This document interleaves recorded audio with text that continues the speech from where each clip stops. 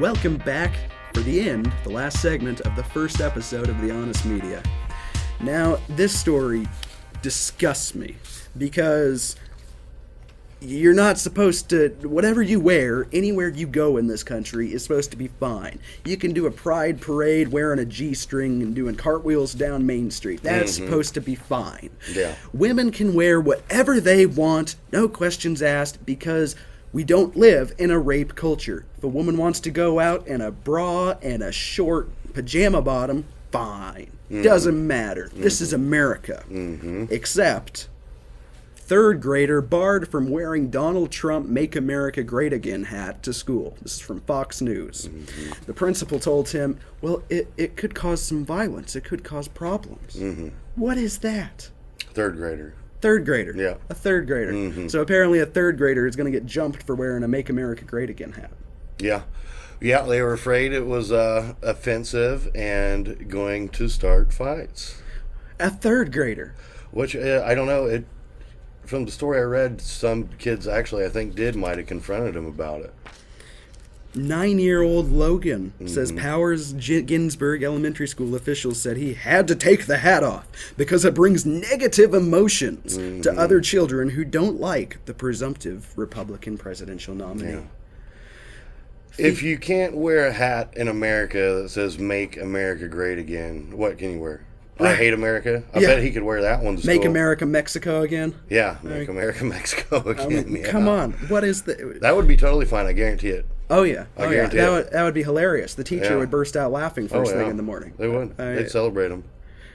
And this is the kid talking. They were saying they didn't like Trump. They were saying he was stupid, Logan said.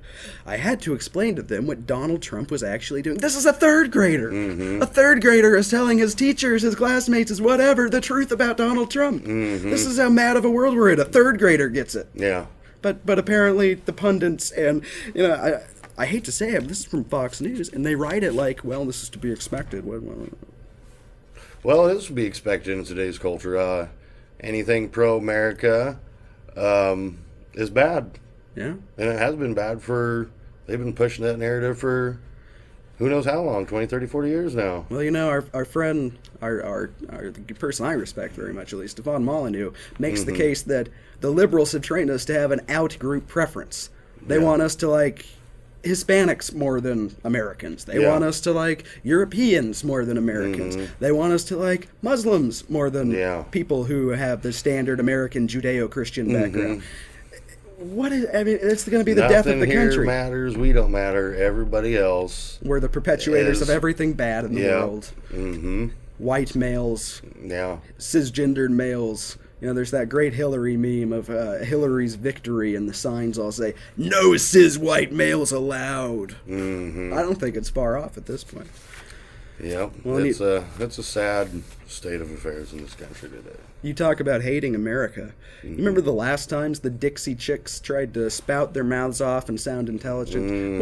What happened with that when they said it to George Bush? I don't think it went very well for them, from what I remember. I thought it went... What are you talking about? You mean they're not number one on the top 20? I mean, country music stars question Republican Party. Huh. Well, it must have did a little good for them, because I didn't even know they were still around until this.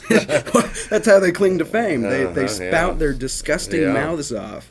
This is from DennisMichaelLynch.com.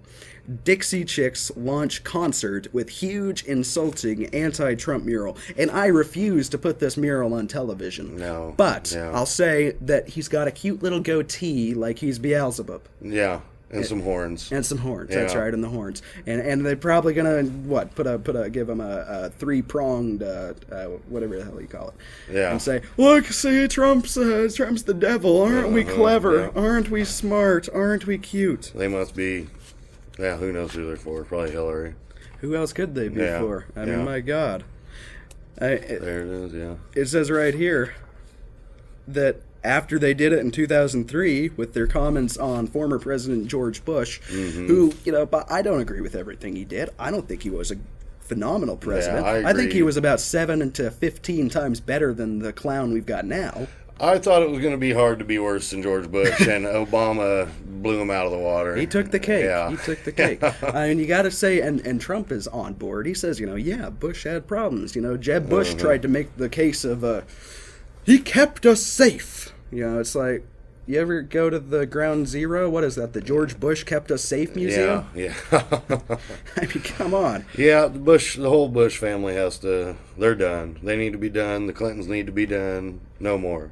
I don't say how they have a future after this. I think Jeb was their last grand hope, and well, they still got their boy Prescott, named after their that's right, wonderful grandpa, who was the Nazi collaborator who got indicted for treason. But nobody bothered to mention that when they ran for president. That's right. You can read it all in Roger Stone's book on what was it, Jeb Bush and the Bush crime family. Yeah, and it's all there. It's all factual. It's all but easily Bush researchable.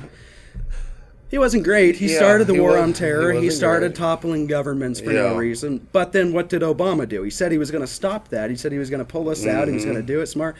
What is Libya? And then he did even more. Oh, Libya, Syria,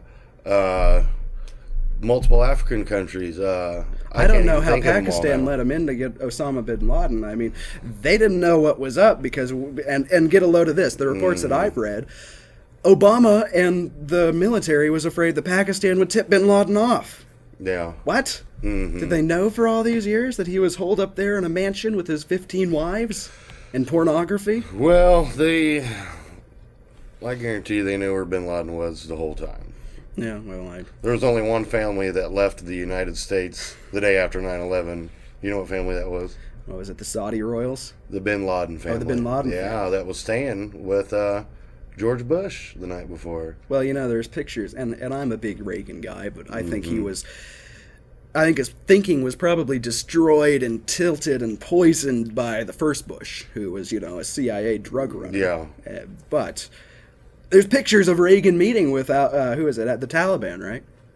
Well, yeah, they were... they were freedom fighters. Yeah. They were on our side. They were on our side. So we installed them in power. Yep, put them in power. And it blew up in our face. So we kicked them out, and we put more guys up. And these guys, that's not even blowing up in our face. Well, they're just incompetent. Be a recurring theme. We put all these groups in power, and then a few years later, they're no longer friends, so we got a reason to go to war again. It's but Trump convenient. is somehow a militarist. He's going to start wars when he is the only one who sits there repeatedly and says, I said not to go to Iraq. Yeah. I said not to do this madness. That was a great move going to Iraq, wasn't it?